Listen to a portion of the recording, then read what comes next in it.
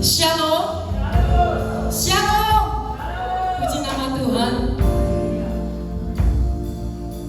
Layaklah kita bersyukur kepada Tuhan, sebab Tuhan itu sangat baik dan teramat baik bagi kita. Semua yang ada pada kita hari ini itu karena anugerah Tuhan. Kita hidup karena anugerah Tuhan. Mari kita bersyukur kepada Tuhan. Terima kasih ya Tuhan Yesus buat semua kebaikan-Mu. Kami percaya kalau kami boleh ada semua karena anugerah-Mu Tuhan. Tidak ada satu pun yang dapat kami banggakan selain Engkau Allah kami yang hidup. Bila kami mempersuka cita di dalam Engkau Tuhan, kami mau memuji Engkau Tuhan, kami mau meninggikan Engkau senantiasa. Terima kasih ya Yesus. Terima kasih ya Bapa. Bersyukur padamu Tuhan atas kasih-Mu. Ku bermasmur bagi nama-Mu yang kudus.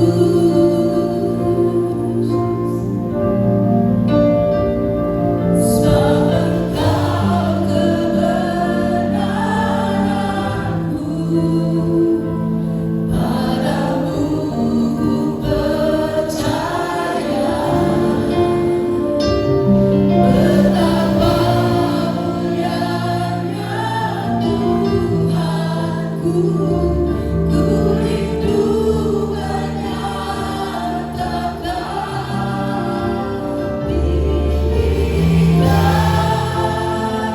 dirimu, mengatasi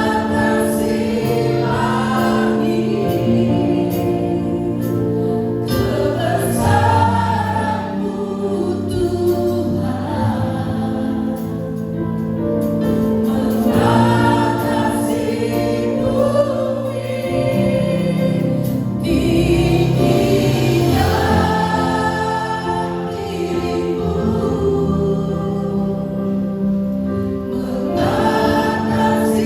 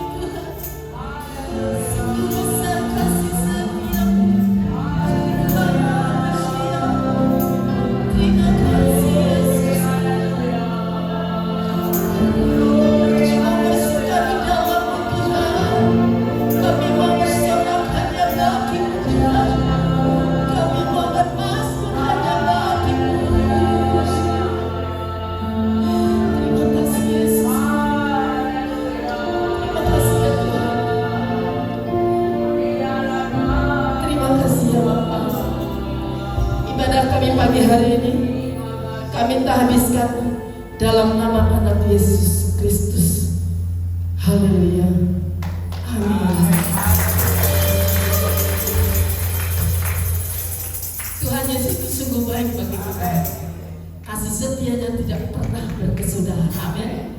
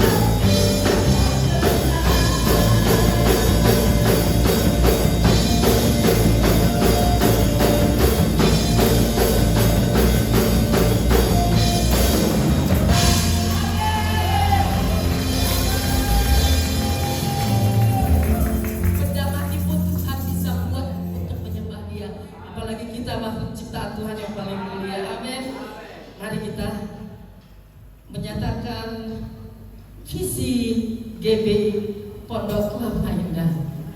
Masih ingat saudara? Diselamatkan untuk menyelamatkan. Ya, kita sama-sama menyatakan itu sampai kita benar-benar mengimani itu. Kita mau menyatakan satu, dua, tiga. Diselamatkan untuk menyelamatkan. Lagi saudara ya. Diselamatkan untuk menyelamatkan. Sekali lagi saudara. Diselamatkan untuk menyelamatkan. Kita yang sudah diselamatkan, kita akan membawa jiwa untuk kemuliaan Tuhan. Amin. Kita akan mendengarkan kebenaran firman Tuhan. Sebelumnya kita mau menyatakan pengakuan iman rasuli.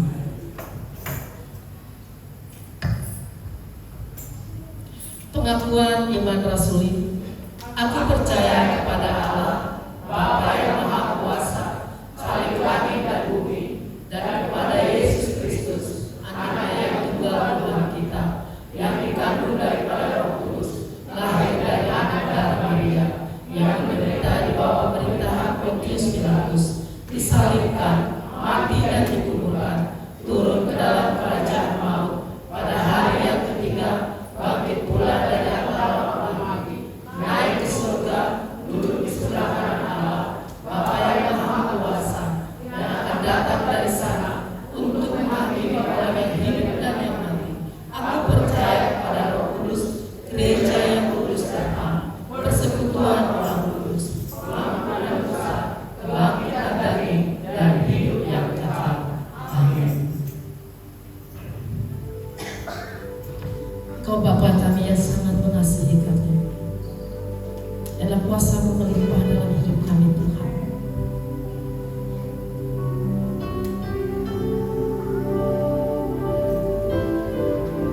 Kami percaya ketika kami mendengarkan firman Tuhan, iman kami bertumbuh di dalam Engkau ya Bapa.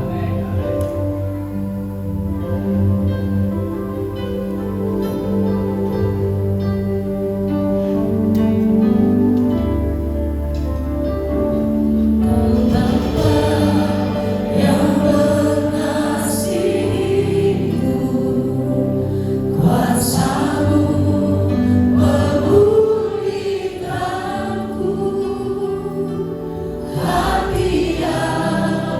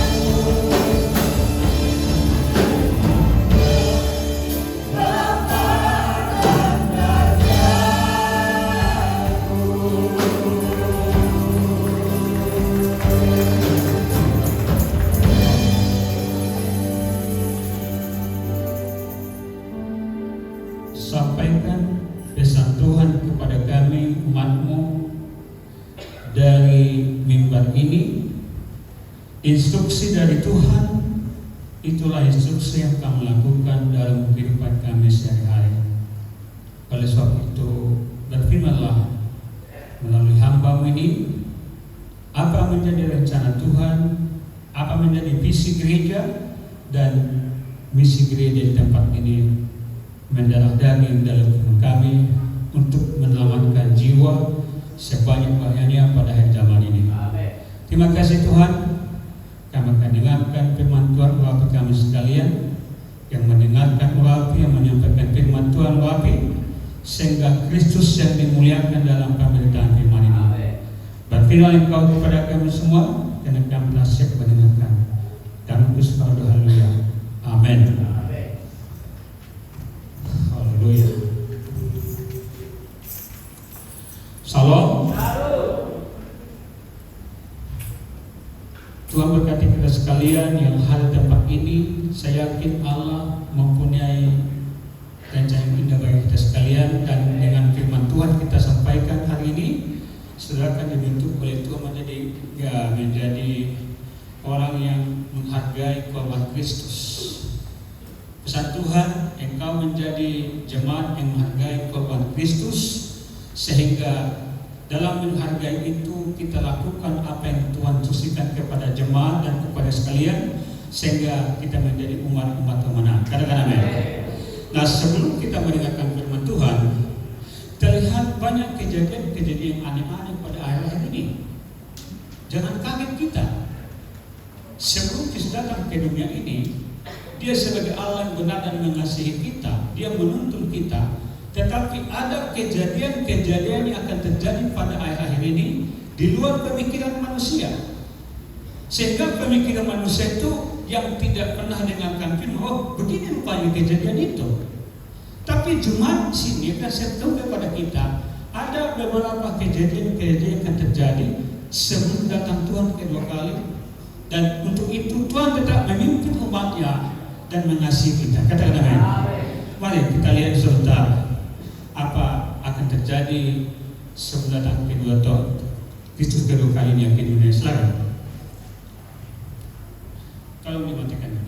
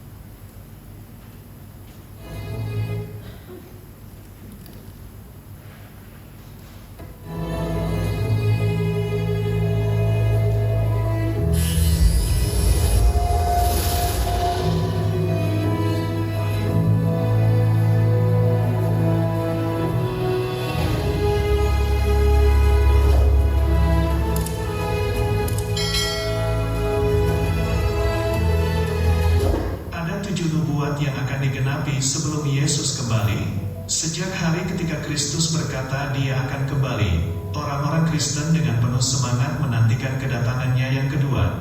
Di antaranya berdebat satu sama lain tentang kapan hal tersebut akan berlangsung. Telah ada khotbah yang tak terhitung banyaknya dengan topik akhir zaman, dan mungkin ada banyak blog yang didedikasikan untuk memperdebatkan tentang pengangkatan. Berikut 7 nubuatan yang akan tergenapi sebelum Yesus kembali. Pertama, sebuah tanah air Yahudi akan didirikan di Israel. Sebelum Kristus kembali, orang-orang Yahudi akan benar-benar menetap di tanah leluhur mereka. Yerusalem sekali lagi akan berada di tangan orang Yahudi. Banyak yang percaya bahwa tanda ini akan segera terjadi karena Israel saat ini adalah negara Yahudi. Yerusalem bagaimanapun tetap terpecah antara berbagai kelompok. Konon, dengan Amerika Serikat akhirnya memindahkan kedutaannya ke Yerusalem, agar sejalan dengan lebih dari 1 dekade pendirian resmi Amerika bahwa Yerusalem sebagai ibu kota Israel. Yerusalem lebih dekat dari sebelumnya untuk kembali ke tangan Yahudi. Kedua, Injil akan diberitakan ke seluruh dunia. Kristus tidak akan kembali sampai setelah Injil diberitakan ke seluruh dunia. Banyak orang melihat nubuatan ini hampir tergenapi, tetapi ada potensi bahwa ini sudah terjadi. Ketika Alkitab ditulis, frasa dunia memiliki arti yang berbeda dari yang ada saat ini. Ketika orang berbicara tentang seluruh dunia hari ini, mereka mengacu pada dunia secara keseluruhan dan menafsirkan nubuatan ini sebagai makna bahwa Injil harus diberitakan di setiap negara di bumi. Namun, selama nubuatan itu pertama kali ditulis, dunia tidak digunakan untuk merujuk pada setiap inci tanah di bumi, tetapi sejauh Kekaisaran Romawi. Komunikasi di seluruh dunia akan ada sebelum dua saksi terakhir. Salah satu kisah akhir zaman yang lebih dikenal adalah bahwa Tuhan akan mengirimkan dua saksi terakhir untuk memberitakan Injil. Wahyu 11 ayat 3-10. Dan aku akan memberi tugas kepada dua saksiku, supaya mereka bernubuat sambil berkabung 1260 hari lamanya. Mereka adalah kedua pohon zaitun dan kedua kaki dian yang berdiri di hadapan Tuhan semesta alam. Dan jikalau ada orang yang hendak menyakiti mereka, keluarlah api dari mulut mereka menghanguskan semua musuh mereka. Dan jikalau ada orang yang hendak menyakiti mereka, maka orang itu harus mati secara itu. Mereka mempunyai kuasa menutup langit, supaya jangan turun hujan selama mereka bernubuat, dan mereka mempunyai kuasa atas segala air untuk mengubahnya menjadi darah, dan untuk memukul bumi dengan segala jenis malapetaka, setiap kali mereka menghendakinya. Dan apabila mereka telah menyelesaikan kesaksian mereka, maka binatang yang muncul dari jurang maut akan memerangi mereka dan mengalahkan serta membunuh mereka. Dan mayat mereka akan terletak di atas jalan raya kota besar, yang secara rohani disebut Sodom dan Mesir, di mana juga Tuhan mereka disalibkan. Dan orang-orang dari segala bangsa dan suku dan bahasa dan kaum melihat mayat mereka 3,5 hari lamanya, dan orang-orang itu tidak memperbolehkan mayat mereka dikuburkan. Dan mereka yang diam di atas bumi bergembira dan bersukacita atas mereka itu, dan berpesta dan saling mengirim hadiah, karena kedua nabi itu telah merupakan siksaan bagi semua orang yang diam di atas bumi. Agar ini menjadi kenyataan, seluruh dunia harus saling berhubungan dan dapat berkomunikasi satu sama lain dalam mode yang sangat cepat. Sekali lagi, syarat-syarat yang diperlukan agar nubuat ini tergenapi hampir selesai. Dengan munculnya internet, media sosial, dan smartphone, semakin mudah bagi orang-orang untuk menyampaikan informasi satu sama lain. Peristiwa yang terjadi di satu sisi dunia dapat disiarkan ke sisi lain dalam milidetik.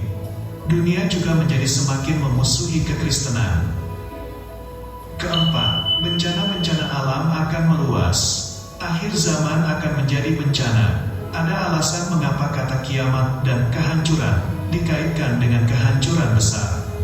Selama akhir zaman, Tuhan akan mengubah alam melawan manusia.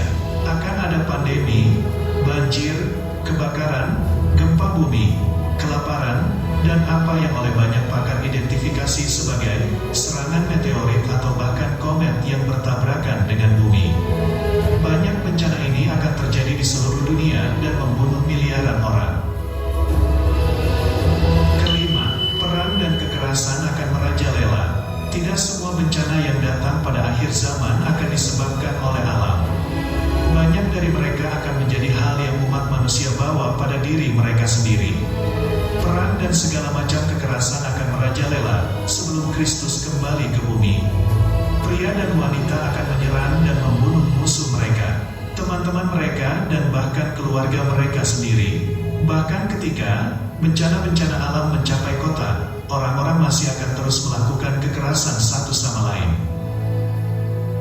Keenam, seorang nabi palsu yang karismatik dan meyakinkan akan muncul.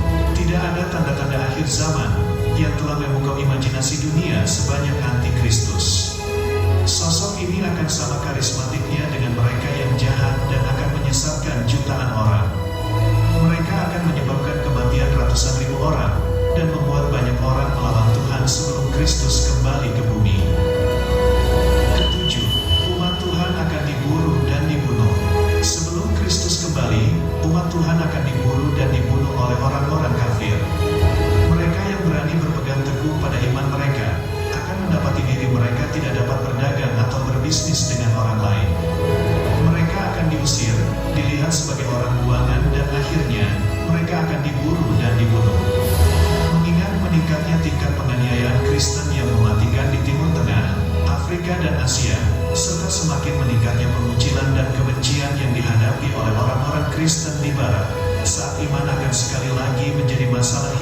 mati bagi orang-orang Kristen. Orang-orang Kristen selalu memperhatikan tanda-tanda yang menunjukkan bahwa Kristus akan segera datang kembali. Pada abad pertama, Paulus mendesak orang-orang Kristen harus waspada dan mempersiapkan diri untuk kedatangan Kristus kembali. Di abad ke-21 ini, blog dan situs web yang tak ada habisnya didedikasikan untuk memprediksi peristiwa luar biasa itu. Terlepas dari abad mana orang-orang Kristen mengawasi, faktanya tetap bahwa setiap orang menunggu untuk melihat kapan tanda-tanda terakhir akan digenapi, dan Kristus akan kembali sekali lagi kepada umatnya.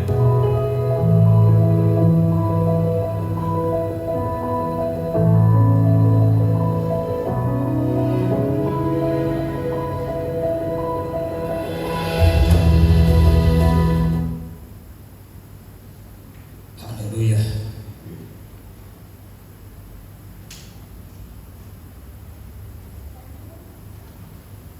Itu sekedar informasi kepada jemaat Tuhan di tempat ini, hal-hal akan datang ke bumi ini, supaya jangan kita kaget. Jadi tanda yang kita sebagai orang Kristen, terjadi pun hal-hal yang demikian, tapi Allah yang benar, Allah mengasihi kita. Kita buka kita Roma pasal yang kelima,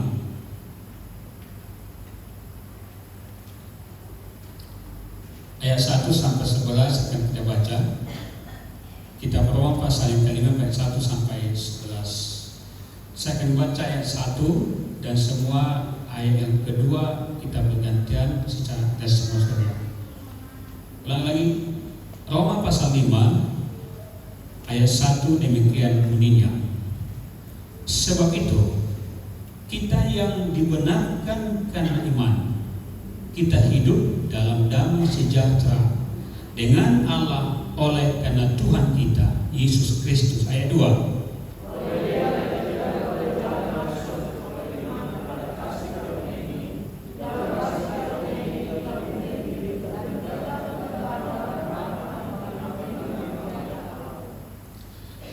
Dan bukan hanya itu saja, kita malah bermegah juga dalam kesengsaraan kita, karena kita tahu bahwa kesengsaraan itu menimbulkan ketekunan. Ayat 4.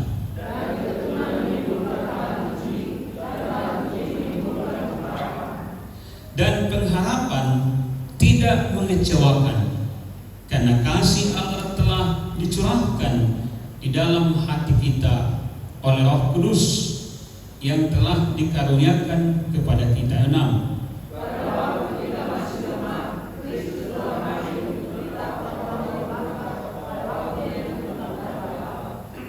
Sebab tidak mudah seorang mau mati untuk orang yang benar, tetapi mungkin untuk orang yang fasik yang baik dan orang yang berani mati. Ayat 8.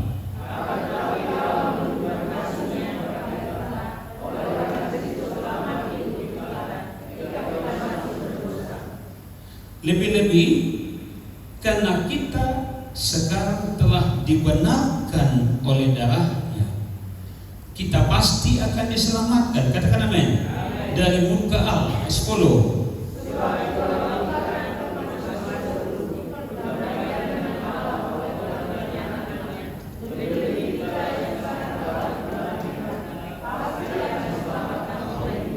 Haleluya.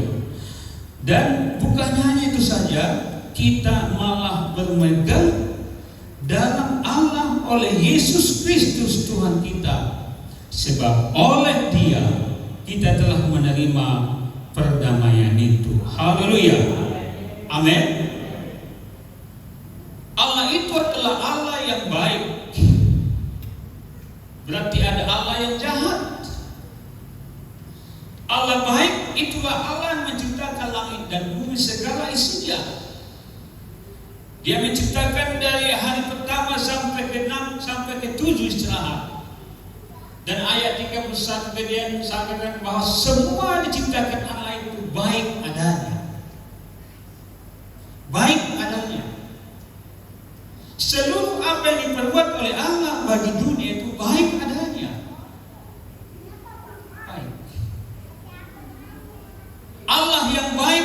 Allah yang menuntun Israel dari Ramses ke negeri Kanaan. Banyak percobaan, banyak tantangan, banyak liku-liku dalam perjalanan itu. Mereka kehabisan makanan, mereka haus, tapi Allah baik itu memberikan makanan mana kepada mereka di tengah-tengah hutan belantara. Waktu air tidak ada lagi, maka bersungguh-sungguhlah Israel kepada Tuhan melalui Musa. Musa, kenapa kamu bawa kami ini kepada belantara ini? Tidak ada air. Ada situ kolam. Rasanya. Kata Tuhan kepada Musa, ambil sebatang kayu, lemparkan ke kolam itu. Lalu kolam itu menjadi tawa. Semua umat Israel bisa jadi minum. Kenapa baik? Di tengah-tengah panas terik, datanglah Tuhan kirimkan awan untuk melindungi mereka supaya jangan kepanasan di padang belantara waktu. Pada waktu malam, mereka berjalan dengan tiang api, sehingga mereka berjalan dengan baik sampai kepada tahap-tahap tertentu. 40 tahun lamanya dari Ramses ke negeri Kanaan. Sebenarnya dari Ramses Mesir ke negeri Kanaan itu bisa ditempuh ya hanya berapa bulan. Tapi karena kedegilan Israel ini diputar-putar semuanya, Tuhan hajar bangsa Israel supaya tunduk dan taat kepada Tuhan. Tapi terjadi pemberontakan bagi Allah. Tidak setia kepada Tuhan, bersungut-sungut kepada Tuhan. Kenapa begini kami usaha kami bawa ke sini? Terjadi persungut-sungutan. Katakan 22 itu meninggal karena mereka bersungut-sungut. Tapi Allah baik memimpin bangsa Israel demi tahap, tetap dalam kehendak Tuhan. Bukankah begitu perjalanan kita? Hidup ekonomi kita sekarang kan ya turun naik. Masa pandemi kita lihat semua mengeluh. Maka tanda-tanda kedatangan Tuhan adalah masa pandemi. Sudah hampir punah COVID, belum punah. Datang lagi hebat sekarang luar biasa, berita-berita menakutkan. Pembunuhan terjadi di mana-mana.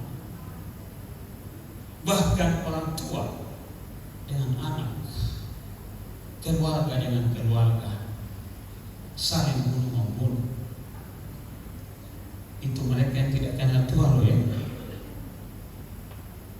Tidak kenal Tuhan. Bahkan kita lihat, saya dengarkan berita dari kampung saya itu ada seorang ibu rumah tangga sudah 4 orang anaknya, yang saya itu ketemu dengan seorang laki-laki supir. Lalu ketemu di terminal. Mereka janjian. Mereka menjadi kawin lari kumpul ke bawah itu. Lalu suaminya si perempuan ini orang baik. 4 anaknya di sekolah semua. Tapi perempuan itu berasa membunuh suami itu. Dibunuh dengan berencana. Dibunuhlah suaminya ini sampai meninggal. Karena kawin lari. Bagaimana supaya saya nikah dengan si A ini, dengan supir ini? Padahal sudah punya anak 4. Aneh-aneh. Memang itu sudah dibuatkan Tuhan. Bahkan kita lihat di kantong-kantong Kristen pun sudah banyak demikian. Di tempat-tempat manapun terjadi sedemikian rupa. Itulah tandanya kita lihat dunia dunia ini sudah tolak. Tidak mengasihi lagi istrinya, tidak mengasihi anaknya. Tetapi Allah yang baik itu yang penuh kasih menuntun saudara dijauhkan Tuhan dari situ semua, karena Dia adalah Allah yang baik menuntun saudara di padang belantara kita, padang gurun yang tidak apa-apanya. Kadang-kadang kita terjun kepada padang gurun kering, cari di sana mentok, cari di sana mentok, cari di sana mentok, padang gurun, tidak ketemu dengan air.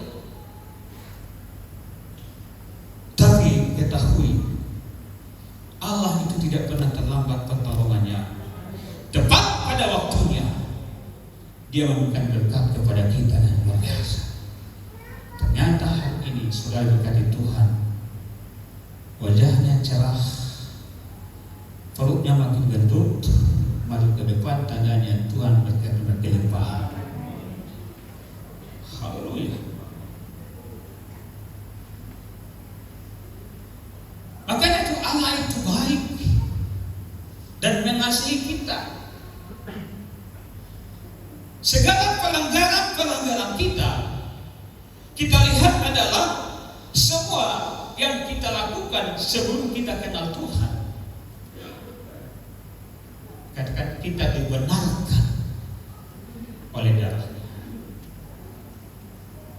Ada tiga saya sampaikan kepada kita bagaimana tindakan Yesus untuk kita, untuk melihat kebaikan Allah yang benar dan setia kepada kita. Yang pertama,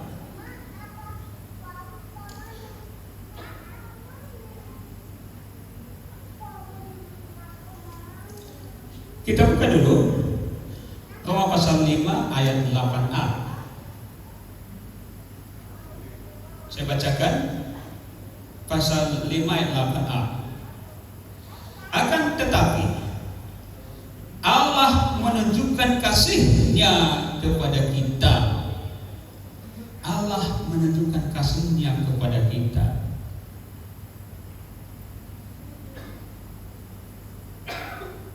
Ya, kepada kita. Oleh karena Kristus telah mati untuk kita. Artinya Kristus itu telah mati untuk kita semua. Karena kita dulu menjadi hamba dosa. Diperhamba dosa itu. Kalau kita diperhamba, kita tidak berdaya untuk keluar dari situ. Kalau kita diperhamba dosa, tidak bisa keluar dari situ. Kenapa? Karena kita diperhamba, dikekang, tidak bisa keluar. Sama misalnya kalau seorang satu terjadi peperangan lalu ditawar itu menjadi hamba. Hamba itu tidak boleh bergerak, tidak punya kuasa, tidak punya wewenang dalam rumah tangga itu karena dia hamba. Apa maunya Tuhan dikerjakan itu. Kalau tidak ya dibunuh. Itu hamba. Bukankah selama ini kita kurang lebih diperhamba oleh dosa? Dosa kita bukan, itu kita diperhamba. Waktu saya pelayanan bulan yang lalu di Simalungun, kami ibadah rumah tangga hari Jumat. Kami ibadah. Kata-kata di sana itu bapak-bapak datang dari pintu, kita lihat baru tuak semua, muak. Tidak ada yang tidak minum tuak. Kalau saya berjalan dari tempat desa ini ke desa yang lain, hampir berapa waktu tuak, semua bapak-bapak main judi. Luar biasa. Saya jadi ngeri kelihatan. Waktu kami ketemu dengan tuan rumah, dia di luar, saya panggil di sini. Kecewa, saya doakan dia. Saudara, nafasnya itu sudah bau. Yang lain tidak bisa mendekat karena bau. Tapi pendeta, saya rangkul dia.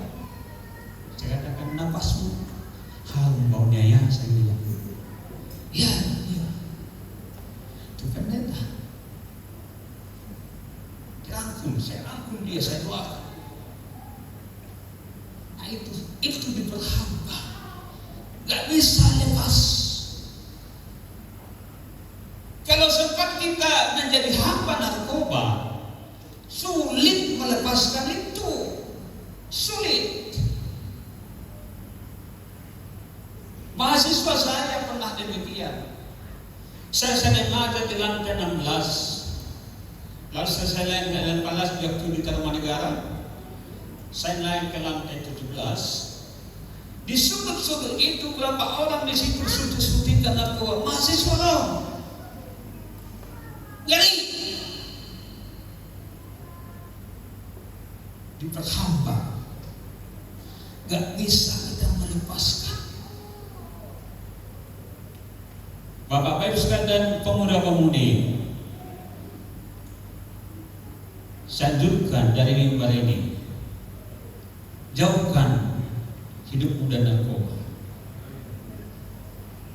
Sempat kita narkoba, sulit melepaskan diri. Itu. Tapi karena sini bahwa Kristus telah mati di kayu salib ketika kita di bawah hamba dosa. Siapa di antara saudara lupa susah untuk melepaskan? Kematian Kristus membebaskan saudara dari segala ikatan dosa itu.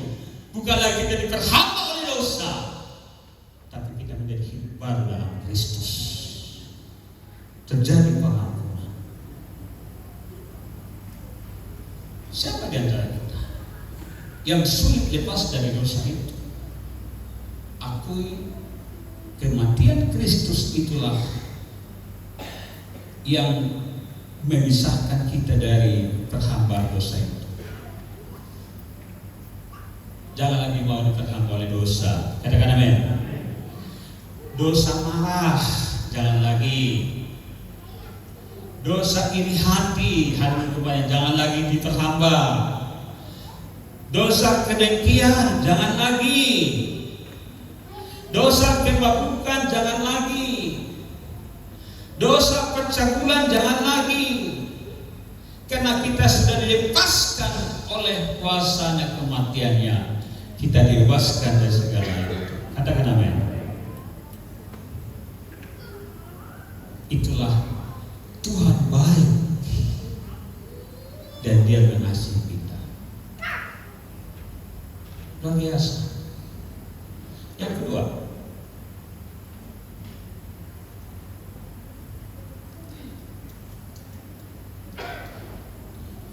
kita lihat ayat 9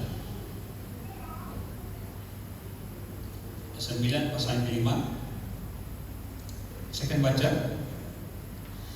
Lebih-lebih karena kita sekarang telah dibenarkan oleh darahnya, kita pasti akan selamatkan dari murka Allah. Lebih-lebih karena kita, ya, lebih-lebih artinya ada perkataan yang tumpang tindih. Lebih-lebih karena kita sekarang telah dibenarkan oleh darahnya. Sekarang seketika Kristus telah disalibkan itu dengan darahnya, sekarang kita diselamatkan oleh darahnya. Berbicara tentang darah, di beberapa suku di Indonesia, apakah di Batak, apakah di Papua, apakah di Jawa, di mana-mana, kalau terjadi kita lihat pertempuran, perkelahian antara desa A dan desa B, di daerah kami tahun berapa itu lupa, karena main poli, akhirnya terjadi berantem. Lalu yang main poli pulang ke daerahnya, dipaki itu serene, halo, kita berperang dengan desa ini, berperang malah ini, dan itu kejadian ini. Datang lagi desa B, dipasang lagi pengumuman, halo, kita berperang, bawa tombak semua, kita berperang dengan desa A. Terjadi peperangan antara desa dan desa. Itu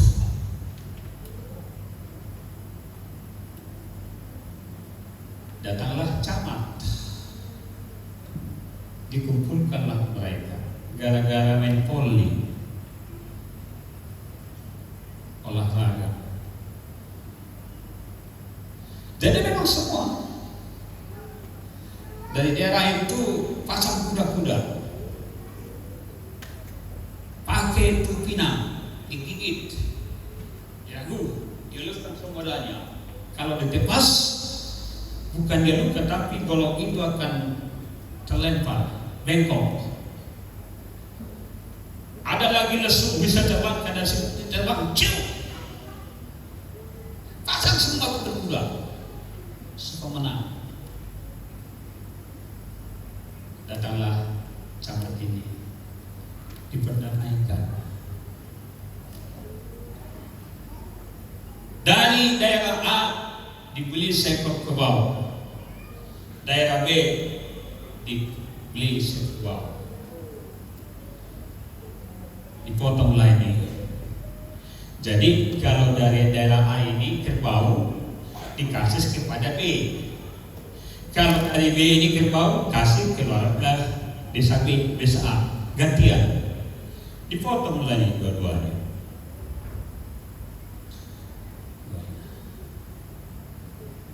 Lalu darahnya ini lalu dibuatlah satu raja-raja di situ, tempelkan darah. Semua raja-raja kepala kampung desa sadar begitu. Berjanjilah mereka tidak akan terjadi lagi perkelahian antara desa A dan B. Masaklah ini semua daging, lalu makanlah mereka di kampung masing-masing. Terjadi perdamaian, dibenarkan oleh darah itu. Darah lambangkan kehidupan. Kenapa manusia meninggal? Tabrakan misalnya, kenapa mati? Bukan kenapa, tapi kenapa? Jawabnya belum sampai ke rumah sakit, dia kehabisan darah, lalu mati. Kehabisan darah dia, di situ nyawa kita. Nyawa itu di situ. Dia boleh kehabisan darah. Ibu-ibu melahirkan, kalau dia melahirkan dengan tutupan darah, pakai infus. Waktu saya penyakit dan demam berdarah di UGI, saya sudah mau meninggal waktu itu. Pas inkubasinya, udah 5 hari di rumah sakit, saya nggak sadar. Lalu saya ketemu, saya lihat seluruh lapangan terbuka, ada satu baju putih sama menyaling. Saya masuk ke pintunya. Saya kata, jangan dulu masuk, belum selesai tugas. Lalu saya waktu itu sadar, telah sadar, tahu-tahu ada pesan pendeta, pesan itu darah dari palang merah, saya infus. Telah mulai konon sadar saya. Sebenarnya saya ini, kenapa Tuhan saya tidak mati? Pada saya semua untuk senang, sukacita, bahagia. Tapi kata Tuhan jangan dulu. Kalau sudah meninggal, hari ini saya gak apa-apa di sini. Gak ketemu dengan Esra lagi. Ya kan? Udah meninggal. Tapi karena belum selesai tugas saya di dunia ini, masih Tuhan percayakan tugas kepada saya. Saya kasih hidup lagi karena anugerah Tuhan. Amin. Kalau kita hidup itu karena anugerah Tuhan, Bapak Ibu sekalian, bukan karena kebaikan kita, karena anugerah Tuhan kita hidup sampai saat ini karena anugerah Tuhan. Saya 2 minggu kemarin saya sakit. Saya dikasih tahu sama jemaat saya sakit. Saya waktu hari Minggu itu saya datang sih, tapi sudah menggigil, buang gagasan. Nanti kalau gigil nanti saya depan nanti mengganggu acara. Di rumah lah saya berdoa dan Tuhan,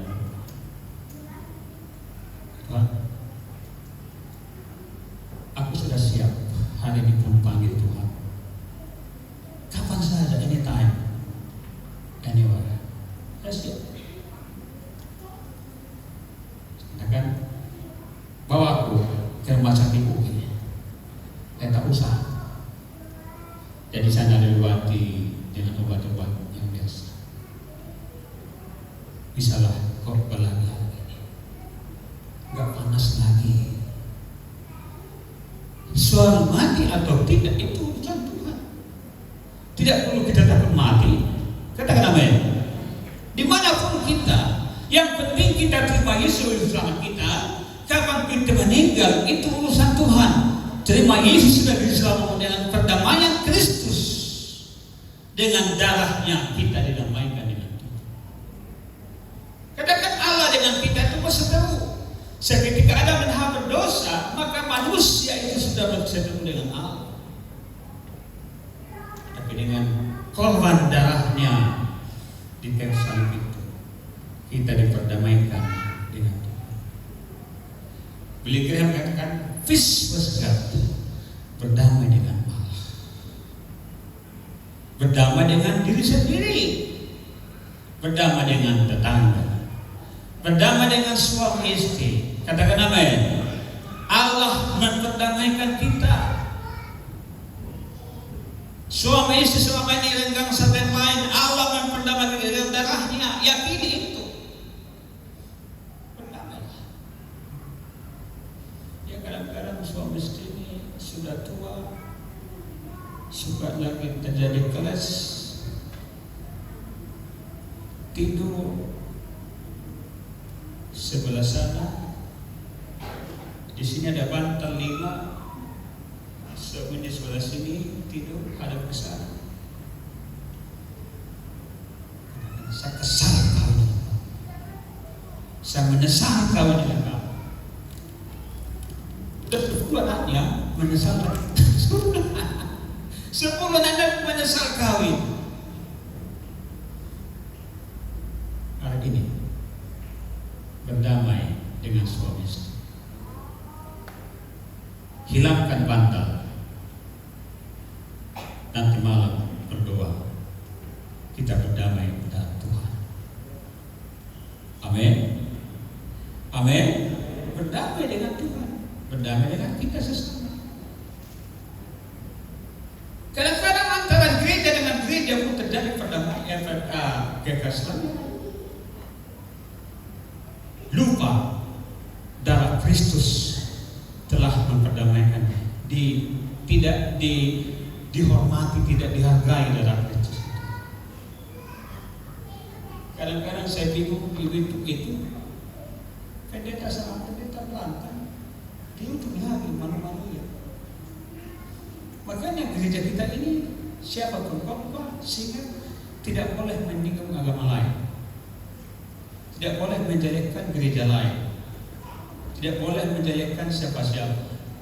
Harus Injil diberitakan. Katakan amin. Kenapa? Itu masuk di YouTube internasional, dibuka. Apalagi banyak mahasiswa, hampir 300 mahasiswa mendengar saya khotbah.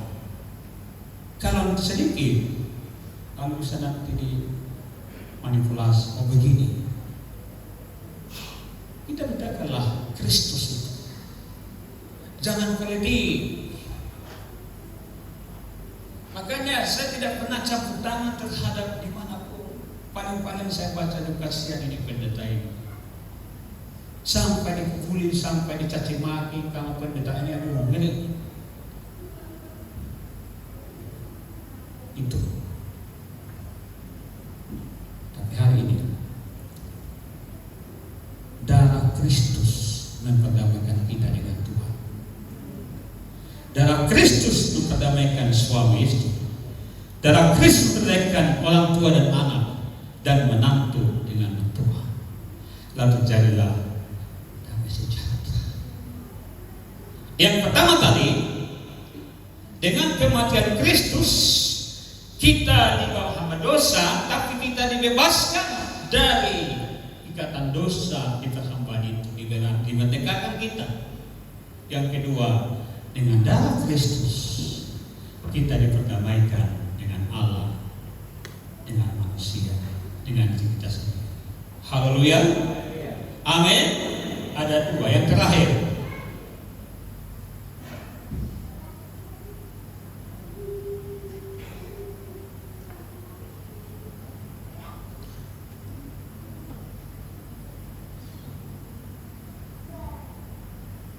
ayat 11 pasal ini.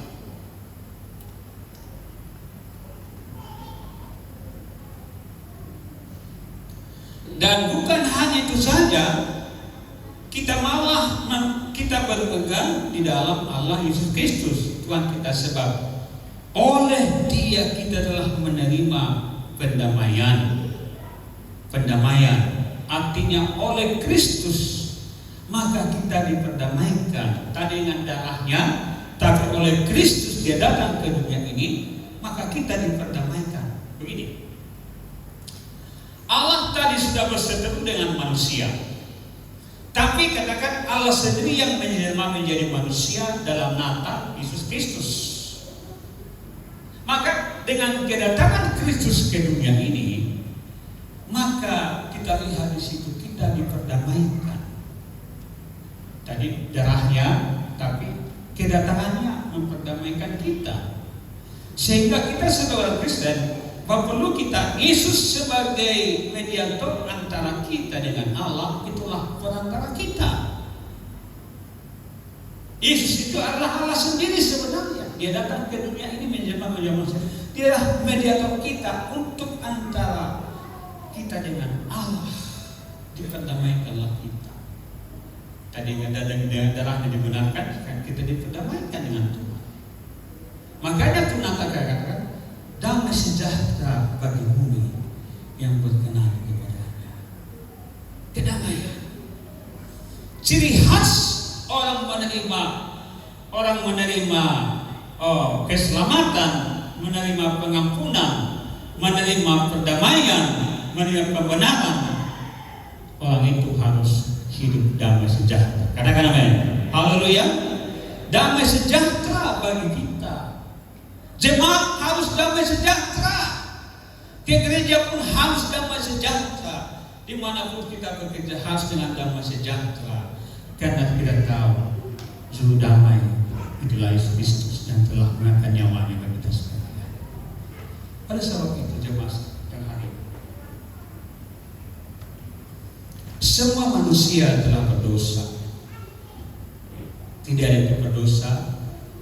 Kamu pasti kira semua orang telah berdosa dan kurang kemuliaan Allah. Tidak ada orang tidak berdosa. Siapapun manusia di dunia tidak ada yang tidak pernah berdosa. Semua sudah berdosa. Itu diperhatikan oleh Paulus kepada semua sudah berdosa. Kurang kemuliaan Allah. Tidak ada menegakkan diri kita. Oh, saya ini paling benar. Saya ini paling benar. Si yang salah. Sudah semua berdosa dan kurang kemuliaan Allah. Tapi dengan datangnya Kristus ke dunia, dengan dosa kita itu ditutupi dengan darahnya itu, dibersihkan itu. Contohnya,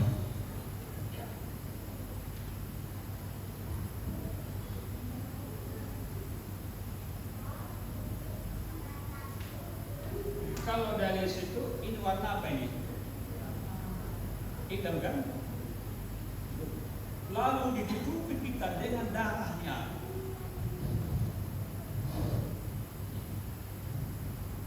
Sehingga jadi kita dibungkus dengan darah Kristus. Sehingga darah Kristus yang nampak.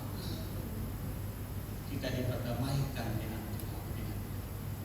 Dengan darahnya kita diperdamaikan. Lalu yang nampak adalah Kristus itulah. Maka setiap orang Kristen harus Kristus, karakter Kristus yang nampak itulah dalam kelakuan kita sehari-hari.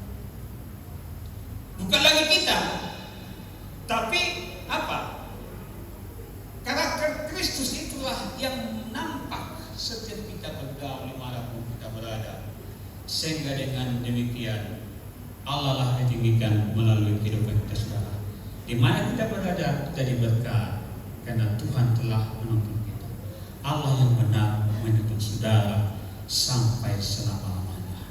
Hari ini mari kita datang kepada Tuhan yang masih belum berdamai, masih hidup dalam gunung pasir dan ketahui Allah yang baik itu menuntun saudara. Jangan lari dari kenyataan. Datang pun nanti seperti tadi, masalah-masalah, gempa bumi segala macam, pemberontakan, pembunuhan. Kita jangan lari dari Tuhan. Berikan ilmu pimpin Tuhan, maka Dia akan membuat kita Allah yang baik itu dan mengasihi kita. Dan Dia melindungi kita sampai selama-lamanya. Haleluya. Kita naikkan pujian.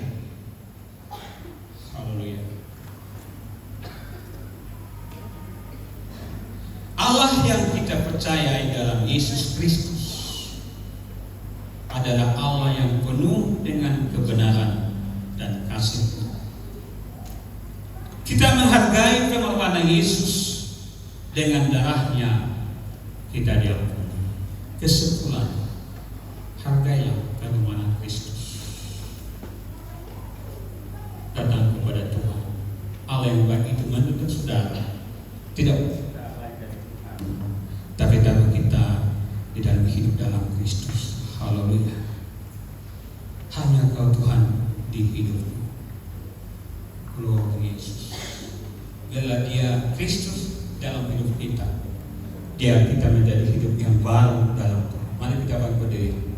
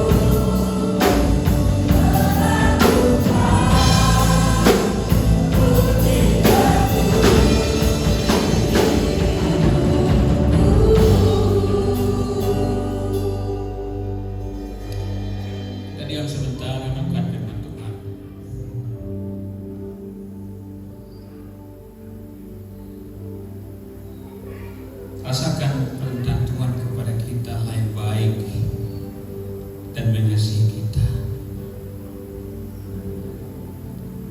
Dulu kita diperhamba oleh dosa, tapi dengan kematiannya kita dilepaskan dari perbudakan dosa itu. Kita salah di hadapan Tuhan, tapi darahnya membenarkan kita jadi benar di hadapan Tuhan.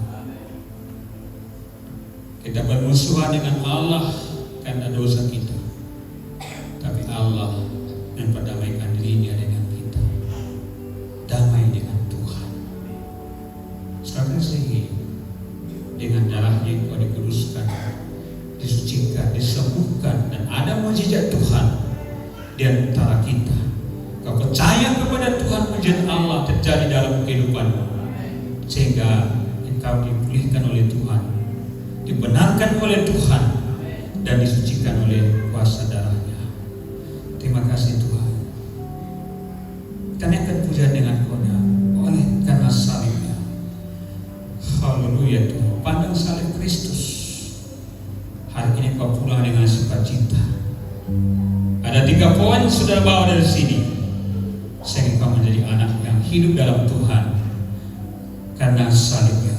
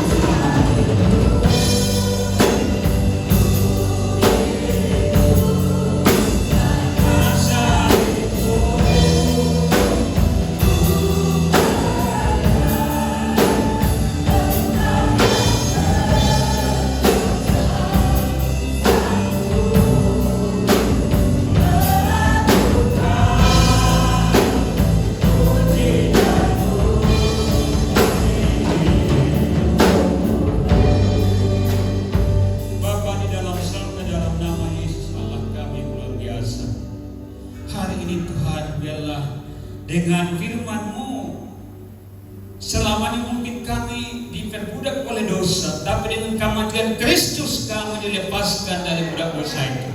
Semua dia melepas Tuhan, dia bebas merdeka untuk memuji Tuhan. Selama ini kami Tuhan dipasrahkan oleh karena dosa kami, dengan darah-Mu kami dibenarkan, dibenarkan salib Kristus, dibenarkan oleh darah-Mu. Maka semua dosa kami Tuhan ampuni Tuhan. Dosa lama, dosa nenek moyang, dosa yang terikat kepada kami Tuhan saat sudah ampuni, sehingga kami jadi hidup baru dalam Kristus.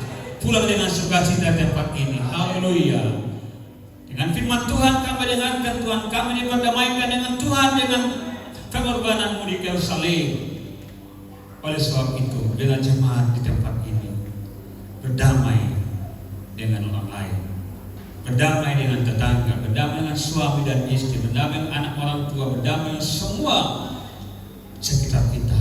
Sebab kita membawa damai dimanapun kita berada. Dan damai itu menjadi milik-Mu hari ini. Pulang dengan sukacita. Haleluya. Saya berdoa untuk anak-anak yang sakit hari ini. Katrina saat ini dalam keadaan panas mulai dari hari Jumat kemarin. Dari tempat membuat ini saya berdoa dengan nama Kristus. Dalam nama Kristus saya berdoa untuk anak-Mu Katrina. Penyakit panas kau saat diturunkan dengan normal. Saya berdoa ini nama Yesus Kristus. Terima kasih Tuhan. Sembuhkan semua anak-anak sakit. Sakit apapun Tuhan, Allah darah-Mu dan bilur-Mu telah menyembuhkan dia Tuhan. Terima kasih kepada orang Tuhan yang memberikan kesabaran untuk menuntun, memelihara dan untuk membimbing anak ini senantiasa menjadi milik Tuhan. Saya berdoa juga Tuhan bagi umat-Mu yang tidak hadir saat ini Tuhan, mungkin mereka dalam keadaan sakit. Pak Matius kami doakan Tuhan berbahaya. Saya dalam nama Kristus Allah sanggup menolong memulihkan dia Tuhan, menyembuhkan segala penyakit hati, penyakit jasmani Tuhan. Tuhan pulihkan dia menjadi anak Tuhan dan pelayan Tuhan yang baik. Terima kasih Tuhan, terima kasih. Segala dan hormat bagi puji bagi Bapa di sorga, Anak dan Roh Kudus. Itu Tuhan Yesus Kristus. Haleluya. Amin. Silakan kembali. Sebelum saya serahkan kepada pengumuman, seperti saya sampaikan kepada kita semua, kita nanti tinggal sebentar. Dan juga kita bicarakan tentang hari Jumat kemarin, datang staf dari Sekolah Tinggi Teologi Pokok Anggun untuk memberikan solusi kepada kita supaya tempat kita ini menjadi kampus cek. Nah, oleh sebab itu kepada nanti semua ketua MK kita akan bicarakan bagaimana apakah kita terima atau tidak tergantung kepada kita sekalian. Kedua, masalah diakonia rumah Bapa di sorga, supaya jelas apa nanti menjadi tujuan kita.